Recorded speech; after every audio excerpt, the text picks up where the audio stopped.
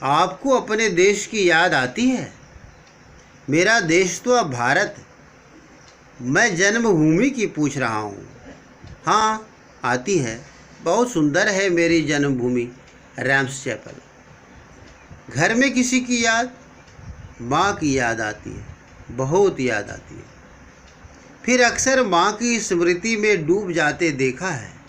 उनकी माँ की चिट्ठियाँ अक्सर उनके पास आती थीं। अपने अभिन्न मित्र डॉक्टर रघुवंश को वह उन चिट्ठियों को दिखाते थे। पिता और भाइयों के लिए बहुत लगाव मन में नहीं था। पिता व्यवसायी थे। एक भाई वहीं पादरी हो गया है। एक भाई काम करता है, उसका परिवार है। बहन सख्त और जिद्दी थी। बहुत देर से उसने शादी की।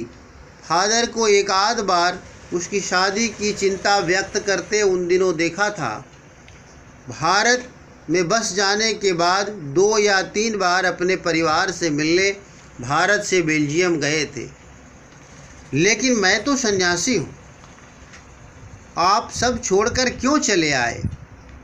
प्रभु की इच्छा थी, वह बालकों की सी सरलता से मुस्कुराकर कहते।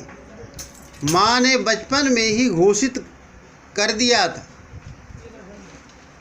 कि लड़का हाथ से गया, और सचमुच इंजीनियरिंग के अंतिम वर्ष की पढ़ाई छोड़ फादर बुल के सन्यासी होने जब धर्म गुरु के पास गए और कहा कि मैं संन्यास लेना चाहता हूँ तथा एक शर्त रखी। संन्यास लेते समय संन्यास चाहने वाला शर्त रख सकता है कि मैं भारत जाऊँगा। भारत जाने की बात क्यों उठी नहीं जानता, बस मन में यह था। उनकी शर्त मान ली गई और वह भारत आ गए। पहले जिसेट संघ में 2 साल पादरियों के बीच धर्माचार की पढ़ाई की। फिर 9-10 वर्ष दार्जिलिंग में पढ़ते रहे।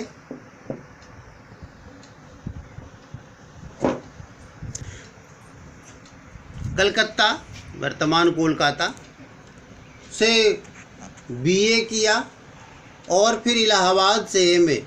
उन दिनों डॉक्टर धीरेन्द्र वर्मा हिंदी विभाग के अध्यक्ष थे। शोध प्रबंध प्रयाग विश्वविद्यालय के हिंदी विभाग में रहकर 1950 में पूरा किया। रामकथा, उत्पत्ति और विकास, परिमल में उसके अध्याय पढ़े गए थे।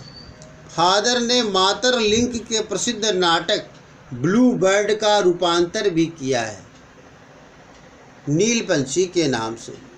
बाद में वह सेंट जेवियर्स कॉलेज रांची में हिंदी तथा संस्कृत विभाग के विभागाध्यक्ष हो गए और यहीं उन्होंने अपना प्रसिद्ध अंग्रेजी हिंदी कोश तैयार किया और बाइबिल का अनुवाद भी। और वहीं बीमार पड़े। पटना आए, दिल्ली आए और चले गए। 47 वर्ष देश में रहकर और 73 वर्ष की ज़िंदगी जीकर। फादर बुल के संकल्प से सन्यासी थे। कभी कभी लगता है वह मंग से सन्यासी नहीं थे। रिश्ता बनाते थे तो तोड़ते नहीं थे। 10 साल बाद मिलने के बाद भी उसकी गंध महसूस होती थी। वह जब भी दिल्ली आते जरूर मिलते। खोज कर, समय निकाल कर, गर्मी, सर्दी, बरसात झेल कर मिलते, चाहे 2 मिनट के लिए ही सही। यह कौन सन्यासी करता है? उनकी चिंता हिंदी को राष्ट्रभाषा के रूप में देखने की थी। हर मंच से इसकी तकलीफ बयान करते, इसके लिए अकाट्य तर्क देते। बस इसी एक सवाल पर उन्हें झुंझलाते देखा है और हिंदी वालों द्वारा ही हिंदी की उपेक्षा पर दुख करते उन्हें पाया है। घर परिवार के बारे में, निजी दुख तकलीफ के बारे में पूछना उनका स्वभाव था और बड़े से बड़े दुख में उनके मुख से सांत्वना के जादू भरे 2 शब्द सुनना एक ऐसी रोशनी से भर देता था जो किसी गहरी तपस्या से जन्मती है। हर मौत दिखाती है जीवन को नई राह। मुझे अपनी पत्नी और पुत्र की मृत्यु याद आ रही है और फादर के शब्दों से झरती विरल शांति भी।